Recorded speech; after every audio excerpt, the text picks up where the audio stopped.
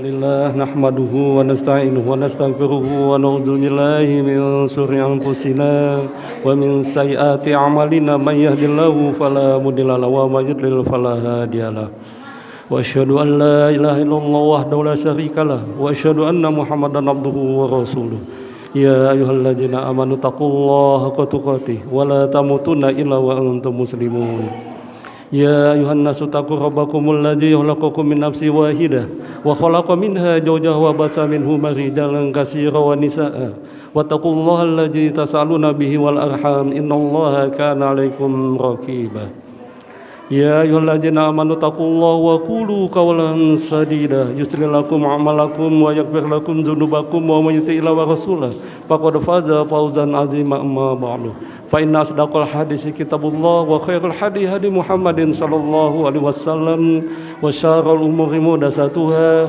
وكل محدثة بدعة وكل بدعة ضلالة وكل ضلالة في النار Allahumma sholli wa sallim ala nabiyina Muhammadin wa ala alihi wa sahbihi wa man tabi'ahum bi ihsanin illa yaumiddin.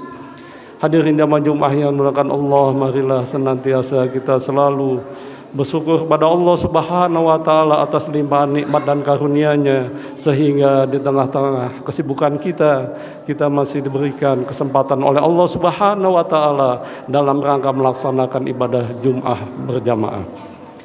Salawat dan salam semoga tercurah kepada junjungan kita Nabi Agung Muhammad sallallahu alaihi wasallam sebagai uswatun hasanah, contoh yang baik bagi segenap umat manusia.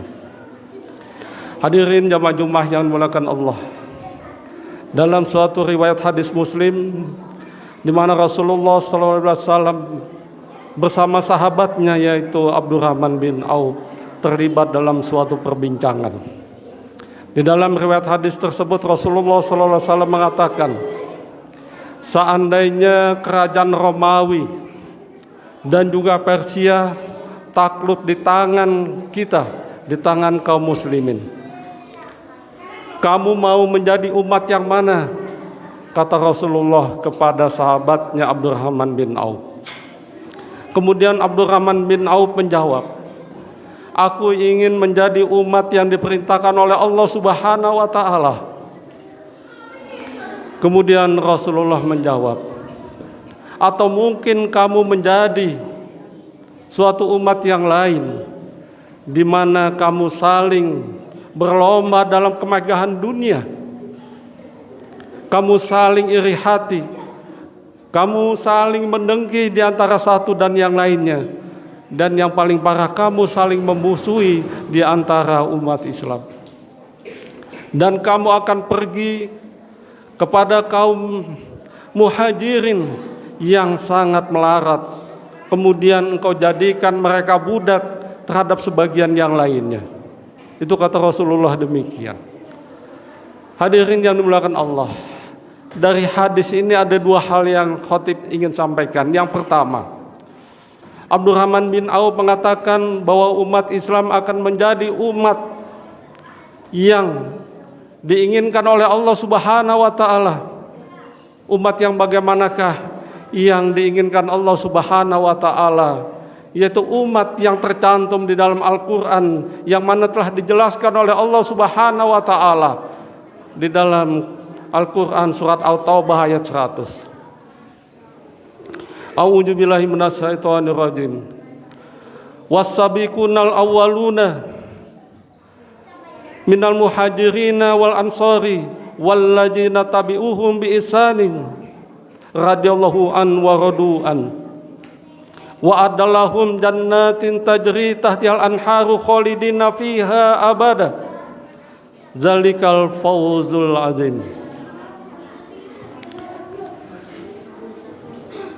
Orang-orang atau kaum yang pertama, orang-orang yang terdahulu dan juga orang-orang yang pertama masuk Islam, yaitu dari kalangan kaum muhajirin, kaum ansor, dan juga orang-orang yang mengikuti mereka dengan baik.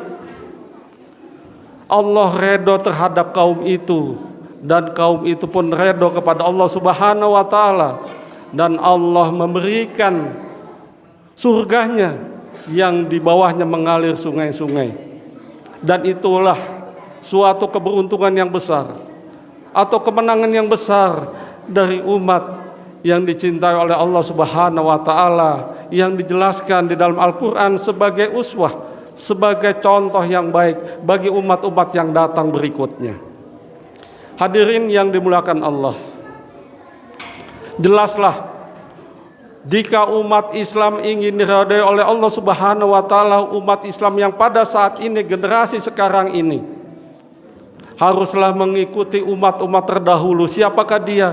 Dia yang tersebut di dalam Al-Quran yang saya bacakan tadi, yaitu generasi awal dari kaum muslimin, yaitu kaum Ansor, kaum Muhajirin, dan orang-orang yang mengikuti kedua kaum itu.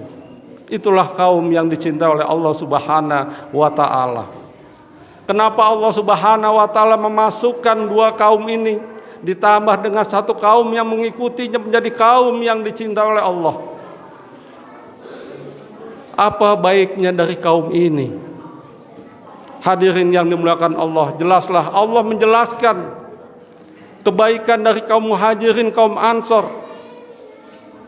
dan juga kaum yang mengikuti mereka dengan baik, yaitu yang tertera di dalam surat Al-Asr, surat yang ke-59, ayat 8, ayat 9, dan ayat 10. Dikatakan kebaikan dari kaum Muhajirin itu bahwa kaum Muhajirin ini adalah orang yang gigih berjuang bersama Rasulullah Sallallahu Alaihi Wasallam. Mereka dengan gigih, mereka dengan sabar berjuang bersama Rasulullah pagi dan siang serta sore hari, dengan mengorbankan hartanya, dengan meninggalkan keluarganya, dengan meninggalkan rumahnya, dan juga meninggalkan usahanya demi mencari karunia dan keridhaan Allah, dan juga sekaligus menolong Allah dan Rasulnya. Dalam hal ini adalah menolong agama Allah Subhanahu wa taala. Maka dari itu kaum Muhajirin dicantumkan oleh Allah agar menjadi pelajaran untuk umat Islam yang datang berikutnya sampai dengan hari kiamat nanti. Begitu juga kaum Ansor. Kenapa kaum Ansor ini dimasukkan oleh Allah menjadi kaum yang bagus, kaum yang dijanjikan oleh Allah masuk surga? Oleh karena kaum Ansor terkenal dengan sifatnya itsariyah. Sifat itsariyah itu adalah sifat yang sangat peduli kepada saudaranya, kepada kaum muslimin, yaitu dari kaum Muhajirin dan orang-orang yang beriman kepada Allah dan Rasul-Nya. Dia dengan rela memberikan bantuan yang besar kepada saudaranya, memberikan sebagian hartanya, memberikan tempat tinggalnya, memberikan makan kepada saudaranya. Inilah yang dilakukan oleh kaum Ansor tanpa menerima imbalan apapun dari kaum Muhajirin yang sebagai saudara seiman. Di samping itu kaum Ansor lebih mengutamakan kaum Muhajirin dibandingkan dengan dirinya. Telah dicontohkan oleh kaum Ansor dalam suatu riwayat hadis di mana Abdul Tolha ini adalah sahabat Rasulullah SAW, diminta oleh Rasulullah, wahai sahabatku Abu Tolha, aku kedatangan tamu, sudikah engkau menerima dan menjamu tamuku, kata Rasulullah. Kemudian Abu Tolha ini siap ya Rasulullah untuk menjamunya. Sesudah sampai tamunya ini di rumah Abu Tolha, dia tidak mempunyai makanan yang banyak, hanya makanan ini untuk anaknya saja. Dengan ikhlas diberikan kepada tamunya, sedangkan dirinya, anaknya tidak makan. Hanya cuma memberikan kepada saudaranya, yaitu kaum Ansor yang memang pada saat itu sangat membutuhkan. Inilah bukti betapa baiknya kaum Ansor yang memiliki sifat itsariyah. Dia rela kebutuhan dirinya diabaikan, sementara dia lebih mengutamakan saudara-saudaranya yang seiman. Begitu juga dengan kaum yang mengikuti mereka. Mereka selalu memohonkan ampun kepada kaum muslimin yang datang setelahnya. Maksudnya ini adalah kaum muslimin yang lebih dahulu didoakan dan dimohonkan ampun untuk dimintai agar Allah mengampuni dosa-dosanya. Di samping itu juga orang-orang yang mengikuti kaum Ansor dan Muhajirin ini, dia mohon kepada Allah agar hatinya tidak diliputi rasa kedengkian yang mendalam. Artinya di sini dia sangat peduli kepada saudara-saudara seiman dan seperjuangannya.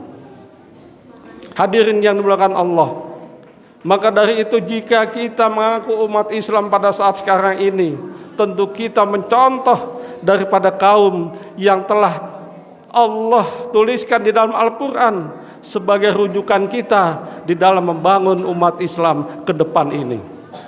Kemudian Rasulullah SAW di dalam hadis yang saya sebutkan pertama tadi, di mana umat Islam itu nanti di akhir zaman akan saling berlomba-lomba dengan kemegahan dunia.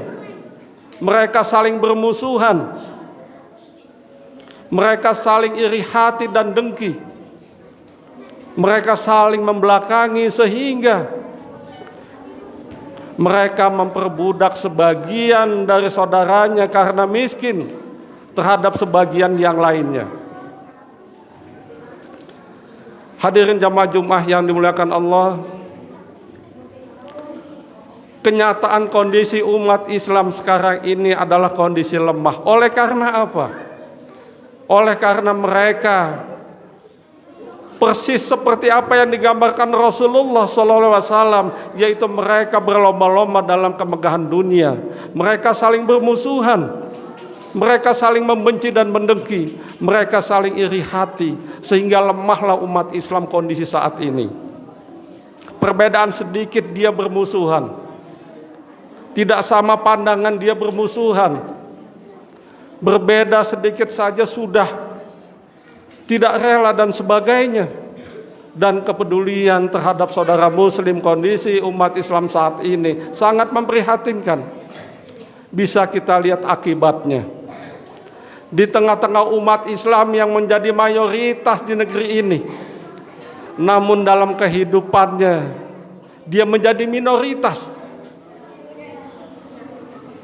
Di era demokrasi negara ini yang begitu banyak kursi kekuasaan yang disodorkan, umat Islam yang duduk di kursi kekuasaan jarang. Oleh karena umat ini mayoritas tapi lemah. Umat yang mayoritas menjadi lemah mengakibatkan dia menjadi minoritas. Belum lagi suaranya umat Islam di tengah demokrasi ini harusnya menjadi suara emas. Suaranya mahal karena menentukan perjalanan kehidupan bangsa ke depan. Ternyata tidak demikian. Hadirin yang dimuliakan Allah, suara umat Islam yang mayoritas itu sangat murah. Dibeli satu amplop itu 100.000, 200.000, bahkan ada yang 50.000. Dan inilah kunci bencana daripada umat ini. Dia tidak mendapatkan keberkahan dengan uang yang tidak seberapa. Dia sengsara bertahun-tahun, tertindas hidupnya.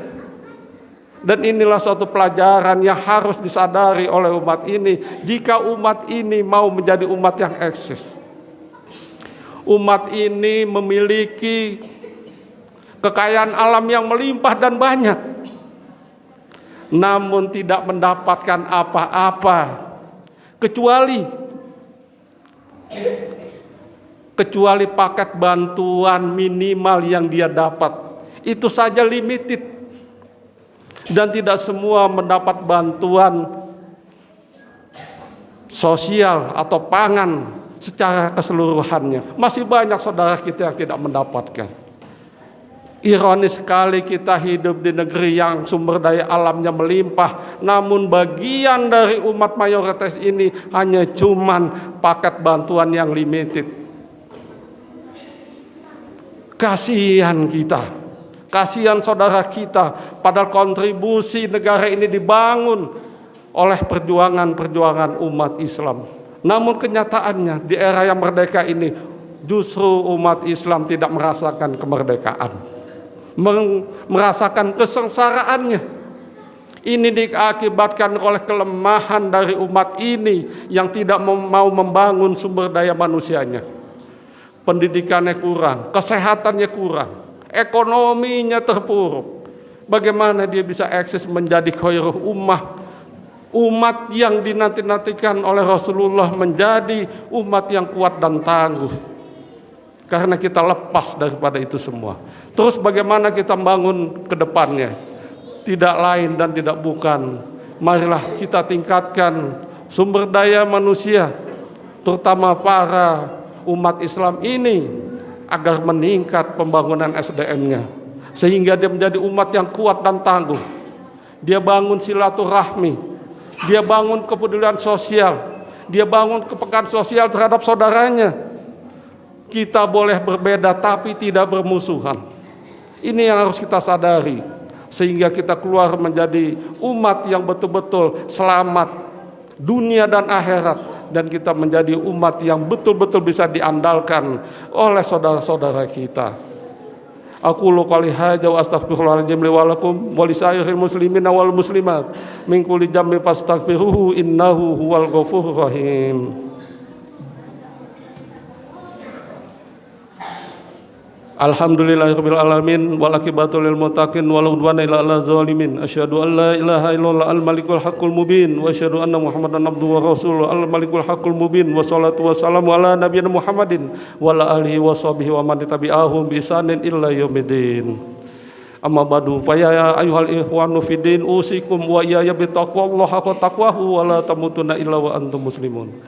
Hadirin jamaah Jumat yang dimuliakan Allah, di khutbah yang kedua ini, mau tidak mau jika umat Islam ini yang mayoritas hidup dunianya selamat dunia dan akhirat, tidak mau dia harus membangun sumber daya manusianya.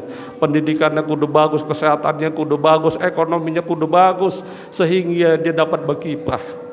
Tidak ada kita suatu bangsa yang maju walaupun mayoritas tapi SDM-nya lemah, tidak akan ada gunanya. Maka dari itu sadarilah hal ini saudara-saudaraku. Marilah kita mohon kepada Allah Subhanahu wa taala agar Allah memberikan taufik dan hidayahnya, memberikan umat Islam Indonesia menjadi umat yang kuat dan tangguh, sehingga dapat membangun negara yang baik dan makmur, balbatun thayyibatun wa rabbun ghafur. Alhamdulillahirabbil alamin wassalatu wassalamu ala nabiyyina Muhammadin wa ala alihi washabihi ajmain. Allahumma fir lil muslimina wal muslimat wal mu'minina wal mu'minat al ahya'i minhum wal amwat. Rabbana fir lana wa li ikhwanina allazina sabaquna bil iman wa la tajal fi qulubina ghillan lil ladzina amanu rabbana innaka ghafurur rahim. Allahumma inna nas'aluka hubbaka wa hubba ma yuhibbuka wa hubba liqauna illa hubbuk.